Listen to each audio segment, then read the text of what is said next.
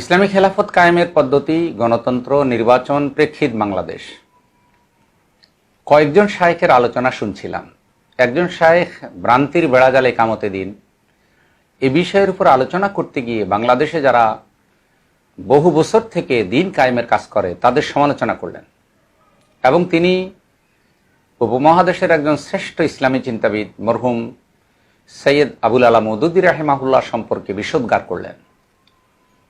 তিনি এই যুগের একজন স্কলার হয়ে তিনি বললেন যে মওদুদী রাহিমাহুল্লাহ নাকি ইকামতে দ্বীনের অপব্যাখ্যা করেছেন এবং অপব্যাখ্যার উপরেই তিনি একটি সংগঠন দাঁড় করাইছেন।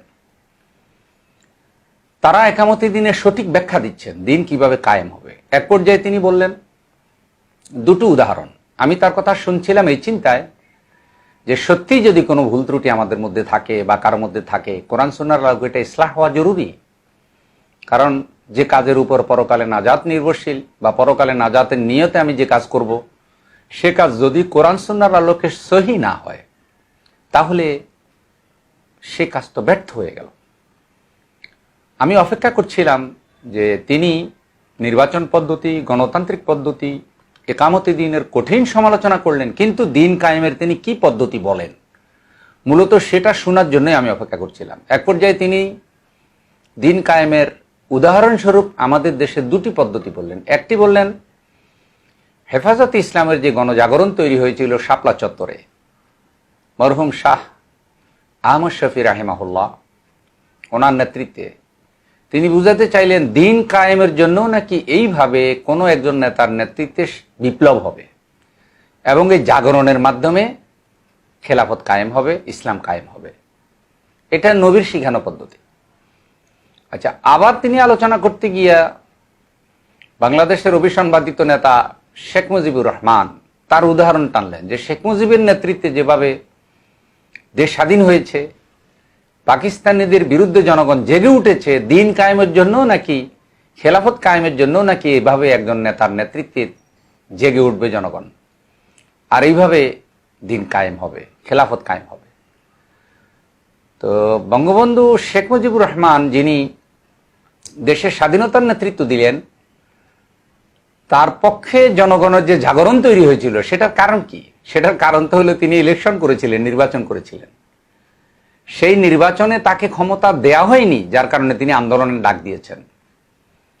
আমি একটু চিন্তা করলাম যে শায়েখরা যেখানে ইসলামী সংগঠনগুলো দিন কায়েমের জন্য নির্বাচন পদ্ধতি গ্রহণ করলো, সেটার বিরোধিতা করে তিনি যে উদাহরণ দিলেন সেটাকে নির্বাচন পদ্ধতি থেকে ভালো কোনো পদ্ধতি?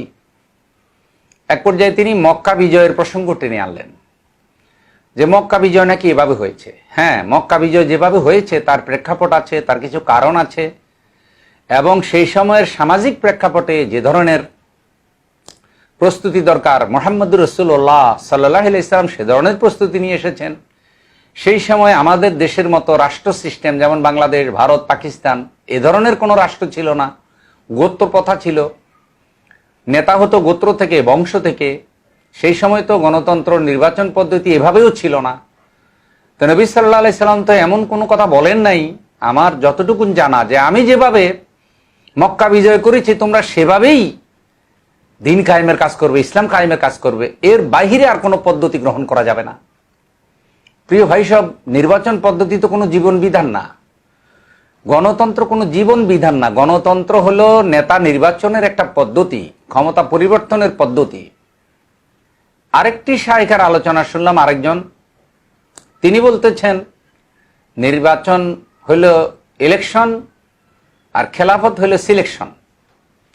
মানে খেলাফতে মনোনীত করবেন, কে মনোনীত করবেন ওটা বলছেন না, কারা মনোনীত করবেন ওটা বলছেন না। যে খেলাফতের পদ্ধতি হলো মনোনয়ন, মনোনীত, আর গণতন্ত্র হলো নির্বাচন, অতএব নির্বাচন হারাম, মনোনয়ন বৈধ, এভাবেই তিনি বুঝাচ্ছেন। এখন ভাই সব, আরো অনেকে অনেক রকম আলোচনা এখানে করছে। সারা দুনিয়াব্যাপী যত ইসলামী সংগঠনগুলো কাজ করে, তারা কেউ নিজেরা ক্ষমতায় যাবে এই নিয়তে কাজ করে না। তারা আল্লাহর দ্বীনকে, কোরআনকে ক্ষমতায় নিতে চায়।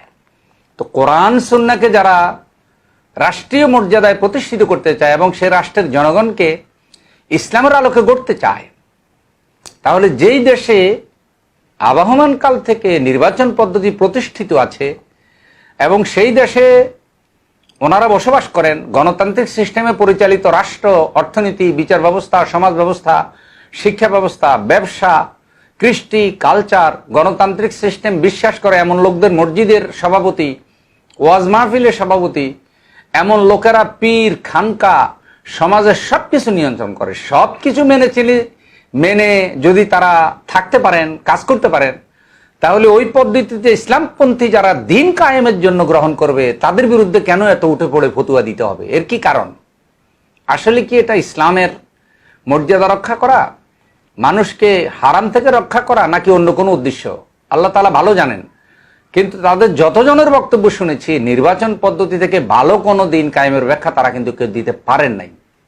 অতএব অনেক বড় বড় স্কলার, কওমি আলিয়া, জেনারেল শিক্ষিত, এমনকি দেশের বাহিরে বড় বড় শিক্ষিতরা, স্কলাররা কোরআন সুন্নাহর আলোকে গবেষণা করে নির্বাচন পদ্ধতি গ্রহণ করেছেন।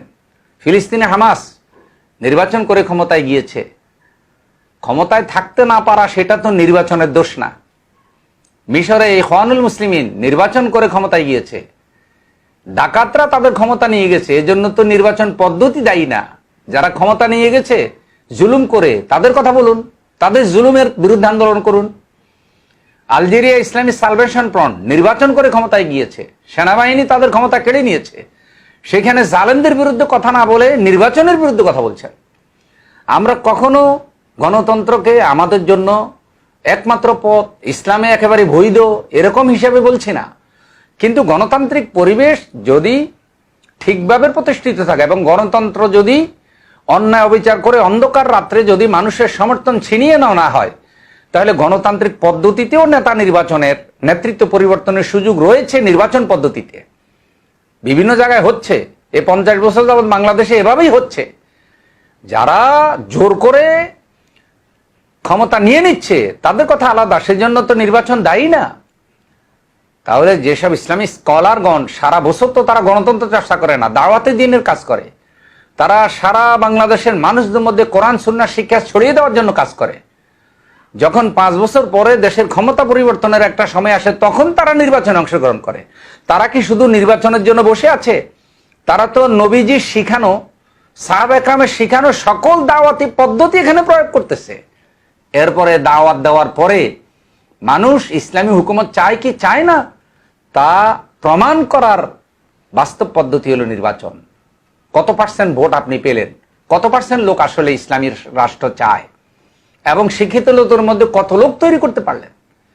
সুতরাং এইসব বুদ্ধিভিত্তিক তালিম তাজকিয়ার কাজ না করে শুধু নির্বাচনকে সামনে রেখে গণতন্ত্রের বিরুদ্ধে বক্তৃতা দেওয়া ইসলামিক দলগুলিকে কেন্দ্র করে, অথচ যারা গণতন্ত্র আবিষ্কার করেছে, যারা গণতান্ত্রিক পদ্ধতিতে দেশ শাসন করতেছে, যারা সমাজের নিয়ন্ত্রণ করতেছে, তাদের সাথে ভালো সম্পর্ক, কিন্তু ইসলাম প্রতিষ্ঠার কাজ যারা করবে তাদের বিরুদ্ধে ফতুয়া দেওয়া, এটার মধ্যে কি কল্যাণ আছে আল্লাহ তাআলা ভালো জানেন। আল্লাহ আমাদেরকে সঠিক পথ অনুসরণ করার তৌফিক দিন। একামতে দিনের কাজ যারা করছে আল্লাহ তাদেরকে হেফাজত করুন, এবং আল্লাহ যে পদ্ধতিতে দিন কায়েম হবে সেই পদ্ধতি আল্লাহ সকলকে অনুসরণের তৌফিক দিন। আমিন।